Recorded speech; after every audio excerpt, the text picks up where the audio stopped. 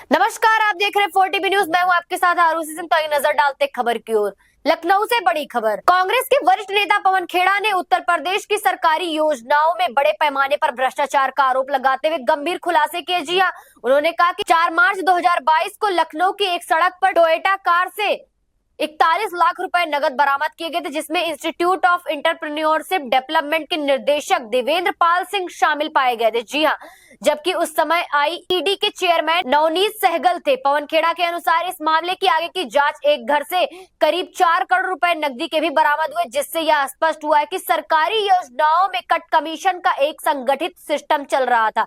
पवन खेड़ा ने दावा किया है कि इनकम टैक्स विभाग की रिपोर्ट के अनुसार वर्ष 2019 से 2022 तक के बीच उत्तर प्रदेश की विभिन्न सरकारी योजनाओं में करीब 112 करोड़ रुपए का नकदी घोटाला सामने आया। उन्होंने बताया कि ओडीओपी और विश्वकर्मा श्रम सम्मान जैसी योजनाओं के माध्यम से आईईडी में लगभग 65 करोड़ रुपए की हेराफेरी की गई, जिसमें सबसे बड़ा हिस्सा नवनीत सहगल तक पहुंचने का आरोप है। रिपोर्ट यह भी सामने आया है कि टूल किट और ट्रेनिंग प्रोग्राम के नाम पर रिश्वत ली जाती थी और नकदी अलग अलग स्थानों से वसूली जाती थी। जी हां, पवन खेड़ा ने यह भी कहा कि यही घोटाले का मॉडल बाद में यूपीआई कॉन में भी अपनाया गया, जहां 46 करोड़ रुपए के गबन का आरोप है।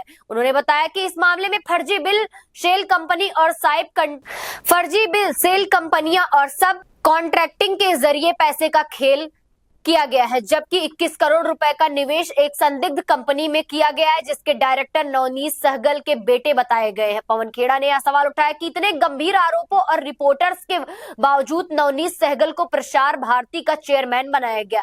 जी हां, यदि प्रधानमंत्री नरेंद्र मोदी को इन तथ्यों की जानकारी होने के बावजूद यह नियुक्ति की गई तो यह मामला और भी गंभीर सवाल खड़े करता है। ये जो नवनीत सहगल है, इनके नेटवर्क के लोग इन्हें लंबू कहते हैं। आप जानते होंगे, लंबे से हैं, खान मार्केट में कई बार दिखते हैं, खान मार्केट गैंग का हिस्सा हैं।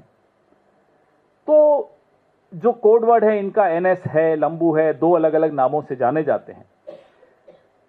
4 मार्च 2022 लखनऊ की एक सड़क पर एक टोयोटा कार में 41 लाख रुपए पकड़े गए थे। यहां से यह सिलसिला शुरू हुआ। Institute of entrepreneurship development IED के ये निदेशक देवेंद्र पाल सिंह इसमें शामिल थे और आईईडी के जो चीफ थे, चेयरमैन थे, ये नवनीत सहगल जी थे। घर से भी 4 करोड़ मिले, ये सब हुआ। मालूम पड़ा कि इनकम टैक्स विभाग ने जब इन्वेस्टिगेशन शुरू की, जांच शुरू की, तो पता चला कि कई कड़ियां जुड़ी और एक कैश का सिस्टम चल रहा था, कट का, कमीशन का सिस्टम चल रहा था, जिसमें सरकारी योजनाओं का 30% हिस्सा नकदी में वापस वसूला जाता था। 2019 से 22 के बीच में यूपी की ऐसी योजनाओं में 112 करोड़, इसलिए मैं इसका नाम 112 स्कैम अप 112 रखा है, के नकदी घोटाले की गोपनीय फाइल आयकर विभाग ने तैयार की, पूरी इन्वेस्टिगेशन की। इसमें ओडीओपी और विश्वकर्मा श्रम सम्मान जैसी योजनाओं के जरिए आईईडी से 65 करोड़ की लूट हुई और सबसे बड़ा हिस्सा श्रीमान नवनीत सहगल को गया इस रिपोर्ट के मुताबिक। मैं ये बार बार कह रहा हूं इस रिपोर्ट के मुताबिक, क्योंकि ये 2 मिनट में 100 करोड़ का नोटिस भेजते हैं। खैर, डरते नहीं हैं, भेजें। टूल किट और ट्रेनिंग प्रोग्राम्स के नाम पर यह रिश्वत थी। बड़ा हिस्सा नवनीत सहगल को मिला, जो चेयरमैन थे।